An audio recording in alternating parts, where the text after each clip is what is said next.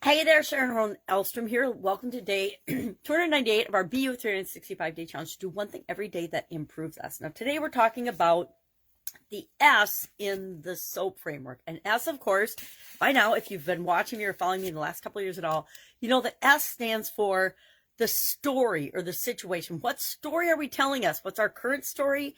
And then what's our desired story? And we need to tell both stories because that identifies the gap, the difference between where we are and where we want to be. Yesterday, we identified a topic or a challenge, our biggest challenge, or an area of our life that we wanted to see, literally see and create some conscious improvement in. So I shared that I got a new software program, and it's actually a whole new version. It's one I was originally certified in, and it's been updated, and I have not been participating a lot. I've been just kind of rolling with what I did originally, and now it's like, whoa, there's a whole lot of changes, good changes, but things I need to learn and apply. And so I decided, what's my current story with respect to this software change? And then what's my desired story? Well, current story is it's changed a whole lot and I'm way behind. And I keep telling myself that, and I got to figure it out ASAP.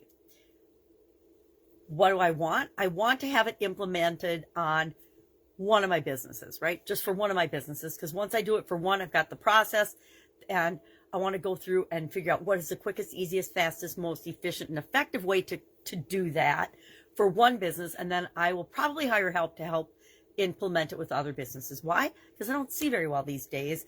And I need a lot more help than I used to when it comes to simple and easy things. Even my makeup and videos. Look at that. I was trying something funky with my eyes today. And what do you get?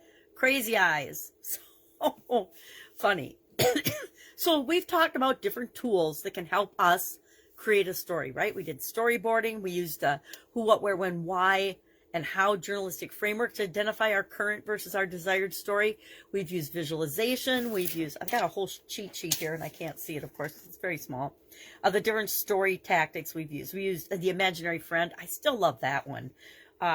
We've used breath and meditation, and how do we use that to clearly identify? Primarily, I like to use that one. We don't usually have, at least I don't usually have any trouble describing my current situation, right? Because I think about all the things that aren't right yet.